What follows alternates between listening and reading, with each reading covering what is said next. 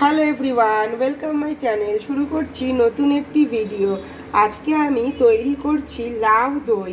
প্রচণ্ড এই গরমে লাউ দইয়ের রেসিপিটা শরীরকে অনেক ঠান্ডা রাখে, সুতরাং সকলেরই এইরকম একটা রেসিপি খাওয়া খুবই দরকার।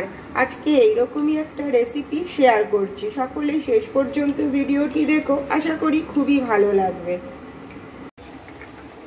আজকে তৈরি করব দই লাউ। এখানে একটা মিডিয়াম সাইজের লাউ রয়েছে। প্রথমেই এই লাউটাকে ছোট ছোট টুকরো করে কেটে নেব। এই গরমে দই সাথে লাউ শরীরকে কিন্তু অনেকটাই ঠান্ডা রাখে, সেই জন্য এইরকমই একটি রেসিপি তৈরি করে দেখাচ্ছি। এই রেসিপিটা সম্পূর্ণই পাঞ্জাবি একটি রেসিপি। প্রথমেই লাউটাকে একটু ছোট ছোট করে টুকরো করে কেটে নিচ্ছি।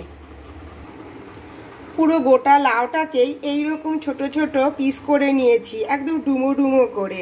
এবারে ভালো করে জল দিয়ে ধুয়ে পরিষ্কার করে নেব।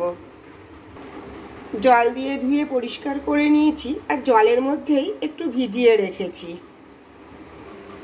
এদিকে কড়াইতে একটু গরম জল বসিয়ে নিয়েছি, আর গরম জলের মধ্যে দিয়ে দিচ্ছি সামান্য একটু হলুদ গুঁড়ো, আর সাথে দিয়ে দিচ্ছি অল্প একটুখানি নুন। নুন হলুদ দেওয়া জলের মধ্যে দিয়ে দিচ্ছি ধুয়ে রাখা লাউগুলোকে। অনেকে কিন্তু এই রেসিপিটা লাউয়ের সাথে আলুও ব্যবহার করে। আমি এখানে শুধুমাত্র লাউ দিয়েই এই রেসিপিটা তৈরি করব। যেহেতু দই লাউ, সেই জন্য আলু ছাড়া শুধু লাউ আর দই দিয়েই আজকের এই শরীর ঠান্ডা করা রেসিপিটা তৈরি করে নেব। এবারে একটা ঢাকা চাপা দিয়ে 10 মিনিট একটু ফুটিয়ে নেব। 10 মিনিট লাউটাকে সেদ্ধ করার পর এবারে লাউটাকে এই জল থেকে তুলে নেব। এদিকে একটা স্টিলের ফুটো ফুটো গামলা নিয়েছি, আর এর মধ্যে পুরো লাউটাকে ঢেলে দিলাম। জলটাকে ঝরিয়ে নিচ্ছি, আর এই জলটাকে ফেলবো না, এখানে এই জলটাকে এইভাবেই রেখে দেব। এদিকে লাউটা কিন্তু প্রায় 80%ই সেদ্ধ হয়ে গেছে, আর জল ঝরিয়ে নিয়েছি। এইদিকে জল ঝরানো যে জলটা ছিল সেই জলটাও রেখে দিয়েছি, এটাকেও কাজে লাগাতে হবে। এইদিকে কড়াই বসিয়ে খুব ভালো করে গরম করে নিয়েছি, আর কড়াইতে দিয়ে দিলাম তেল। তেল গরম হওয়ার পরেই ফোড়নে দিয়ে দিলাম মেথি। 1 চামচ মতো মেথি দিয়ে দিলাম। এর মধ্যে দিয়ে দিচ্ছি 4-5 খানা শুকনো লঙ্কা ফোড়নে। তারপরে এর মধ্যে দিয়ে দিচ্ছি কুচিয়ে রাখা পেঁয়াজ। পেঁয়াজটাকে হালকা করে একটু ভাজা ভাজা করে নেব। মেথি ফোড়ন দেওয়াতে গন্ধটা কিন্তু ভীষণ সুন্দর এসেছে, খুব ভালো লাগছে গন্ধটা। পেঁয়াজটা এইরকম একটু ভাজা ভাজা হতেই এর মধ্যে দিয়ে দিচ্ছি 2 চামচ মতো আদা পেস্ট। আদার পেস্ট দিয়ে দিয়েছি, আর তার সাথে দিয়ে দিচ্ছি একটা লঙ্কা কুচি। দিয়ে খুব ভালো করে নাড়াচাড়া করে একটু কষিয়ে নেব।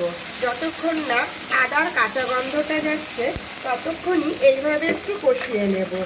এর মধ্যে দিয়ে দিচ্ছি খুব সামান্য একটুখানি নুন, আর নুন কম দিচ্ছি কারণ আগে থেকে নুন আর হলুদ দিয়ে লাউটাকে সেদ্ধ করা ছিল, আর এখানে কোনো রকম হলুদ দেব না।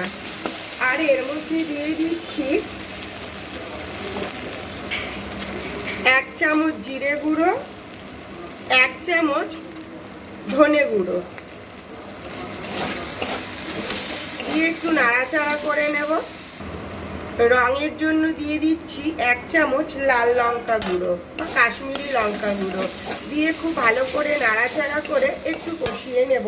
আর এই সময় যাতে নিচ থেকে লেগে না যায় তার জন্য এই লাউ সেদ্ধ করা জলটা খুব সামান্যই দিয়ে দিলাম। দিয়ে আবার একটু নাড়াচাড়া করে কষিয়ে নেব। এই সময় গ্যাসের আঁচটা মিডিয়াম টু লোতে রাখতে হবে। কষানো এই মশলার মধ্যেই দিয়ে দিচ্ছি 1 চামচ মতো চিনি। মিষ্টি মিষ্টি হবে এই রেসিপিটা, খেতে কিন্তু ভীষণই ভালো লাগবে। যেহেতু পাঞ্জাবি একটি রেসিপি, আর এই রেসিপিটা একটু মিষ্টি মিষ্টি হয়, অনেক বেশি টেস্টি হয়। যে কোনো ভাত, রুটি, লুচি, পরোটার সঙ্গে এইরকম একটা রেসিপি কিন্তু অসাধারণ লাগে। এইভাবে একটু ভালো করে কষিয়ে নেব। আর এই সময় দিয়ে দিচ্ছি 1 বাটি ফ্যাটানো টক দই। যেহেতু টক দই দিয়েই এই রেসিপিটা, সেই জন্য টক দইয়ের পরিমাণটা একটু বেশিই দিতে হবে।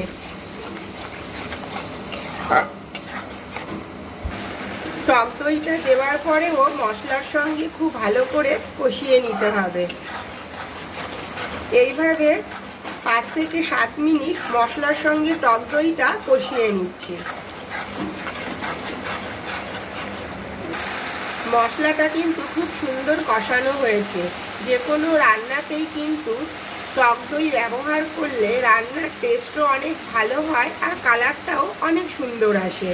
মশলা থেকে তেল ছাড়তে শুরু করে দিয়েছে। আর এই সময় দিয়ে দিচ্ছি সেদ্ধ করে জল ঝরিয়ে রাখা লাউগুলোকে। লাউগুলোকে দিয়েও এই মশলার সঙ্গে একটু ভালো করে নাড়াচাড়া করে মিশিয়ে নেব। এখানে আর কোনো রকম নুন বা হলুদ ব্যবহার করার প্রয়োজন নেই, যেহেতু আগে থেকেই নুন হলুদ দিয়ে লাউটা সেদ্ধ করে রাখা। খুব বেশি নাড়াচাড়া করার দরকার নেই, একটু সামান্য নাড়াচাড়া করে মিশিয়ে নিলেই হবে।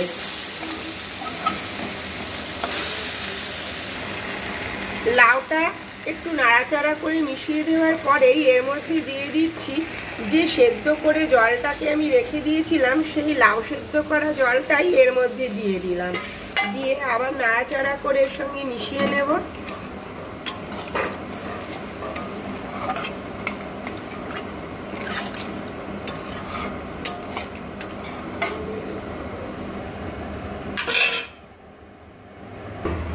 এবার আবার ঢাকা চাপা দিয়ে 5 থেকে 7 মিনিট রান্নাটা করে নেব। 10 মিনিট পর ঢাকনাটা খুলে দেখব যে রান্নাটা হয়েছে কিনা।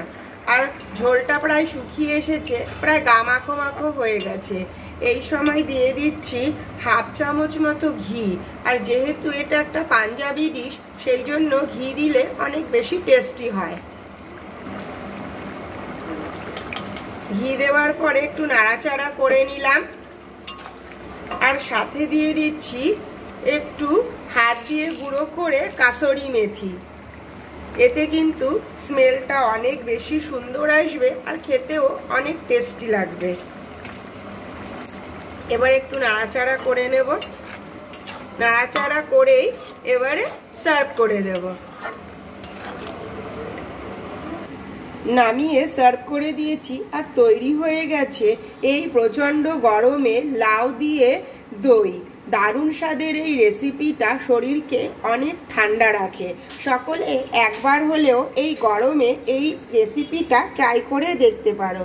যদি ভিডিওটি ভালো লেগে থাকে অবশ্যই লাইক, কমেন্ট, শেয়ার আর সাবস্ক্রাইব করো। দেখা হবে আবার next video. Take care, bye bye, thank you.